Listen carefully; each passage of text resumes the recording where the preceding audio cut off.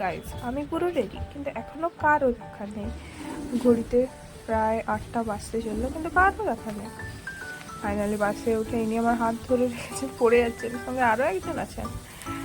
আর তারপরে শুরু হয়ে গেল টোটো যাত্রা।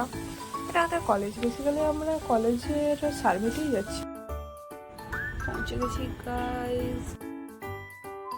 সবাইকে এমন হাঁটতে দেখে প্রভাত ফেরির কথা মনে চলে আসলো।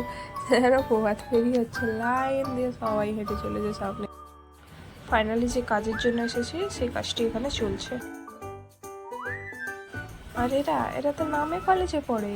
বেসিক্যালি এটা আমার দিদির বাড়ি ছিল, তো তার মেয়ের খেলনা নিয়ে এরা খেলতে শুরু করে দিয়েছে। রান্না হচ্ছে, যেহেতু এটা আমার দিদি বাড়ি ছিল, তো সবাইকে একটু মিষ্টি মুখ করিয়ে দেওয়া আমার কর্তব্য, তাই একটু মিষ্টি আর কি। সব কিছু কমপ্লিট করে এখন জমা দেওয়ার উদ্দেশ্যে রওনা। জাস্ট একবার দেখো দিদির দৌড়টা, জাস্ট একবার দেখো। ভাই ভাই, এটা কিন্তু থানসা হবে, কি ভাবছে, এইসব কি করছে ভাই? এ দেখা দেখে এও করতে শুরু করে দিল।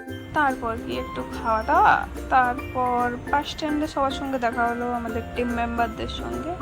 ব্যাস সবাই এসে এখানে, ব্যাস সবাই একসঙ্গে মিলে এখন আমরা বাড়ি যাই। টাটা।